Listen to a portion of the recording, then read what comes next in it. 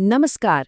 आज हम बात करने वाले हैं हमारे शरीर के सबसे कमाल के इंजन के बारे में, हमारे दिल के बारे में।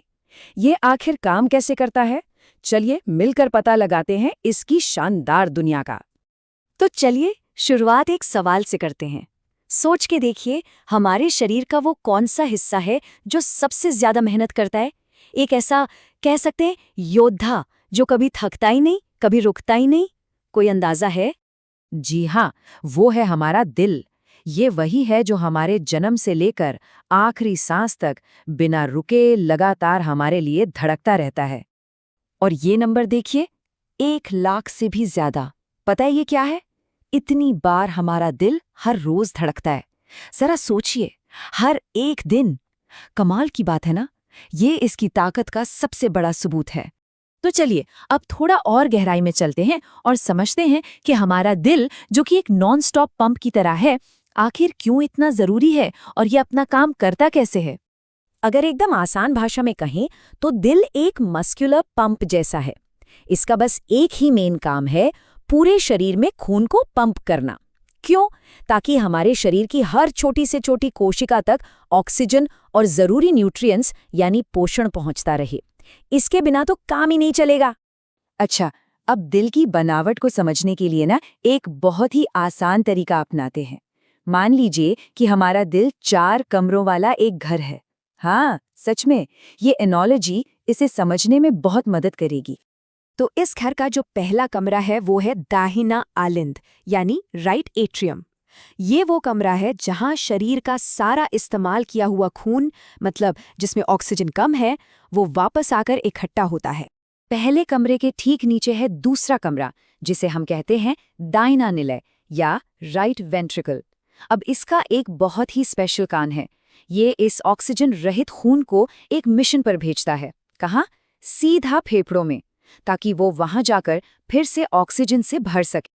अब जब खून फेफड़ों से एकदम ताज़ा ऑक्सीजन लेकर वापस लौटता है, तो वो हमारे दिल के घर के तीसरे कमरे में एंट्री लेता है, और इस कमरे का नाम है बायां आलिंद यानी लेफ्ट एट्रियम। और अब बारी आती है इस घर के सबसे पावरफुल, सबसे मजबूत कमरे की, बायां निलय या लेफ्ट वेंट्रिकल। इसी का काम है कि वो ऑक्सीजन से भरे हुए खून को जोर से पंप करे और शरीर के हर कोने तक, सिर से लेकर पांव तक पहुंचाए। अच्छा, इस 4 कमरों वाले घर में ना कुछ खास तरह के दरवाजे भी लगे हैं। ये वन वे दरवाजे हैं, जिन्हें हम वाल्व कहते हैं। इनका काम बस ये पक्का करना है कि खून हमेशा सही दिशा में ही आगे बढ़े, गलती से भी पीछे ना लौट जाए। तो अब हम खून की पूरी यात्रा को समझते हैं। ये एक तरह से 2 सर्कुलेशन की कहानी है। मतलब खून एक ही लूप में 2 अलग-अलग रास्तों से गुजरता है। और ये समझना सच में बहुत मजेदार है। लेकिन आगे बढ़ने से पहले एक चीज बिल्कुल साफ कर लेते हैं। 2 तरह के खून होते हैं। एक है डीऑक्सीजनेटेड, जिसमें ऑक्सीजन कम होता है और ये शरीर से दिल में वापस आता है। और दूसरा है ऑक्सीजनेटेड, जो ऑक्सीजन से भरा होता है और दिल से पूरे शरीर में जाता है। बस इतनी सी बात है। तो फिर खून की एक बूंद का पूरा सफर कैसा होता है? चलिए स्टेप बाय स्टेप देखते हैं। स्टेप 1, डीऑक्सीजनेटेड खून दाहिने आलिंद में आता है। स्टेप 2, वहां से उसे दाहिने निलय में पंप किया जाता है। स्टेप 3, फिर दाहिना निलय उसे ऑक्सीजन भरने के लिए फेफड़ों में भेज देता है। स्टेप 4, ऑक्सीजन से भरा हुआ खून फेफड़ों से वापस बाएं आलिंद में लौटता है। स्टेप 5, वहां से उसे बाएं निलय में भेजा जाता है। और आखिर में स्टेप 6, सबसे मजबूत बायां निलय इस खून को पूरे शरीर में पंप कर देता है, और ये साइकिल बिना रुके चलती ही रहती है। अच्छा, हम सब अपने दिल की धड़कन सुनते हैं, वो लबडब की आवाज। लेकिन क्या कभी सोचा है कि ये आवाज आखिर आती कहाँ से है? इसका राज उसी प्रक्रिया में छिपा है जो हमने अभी अभी समझी है।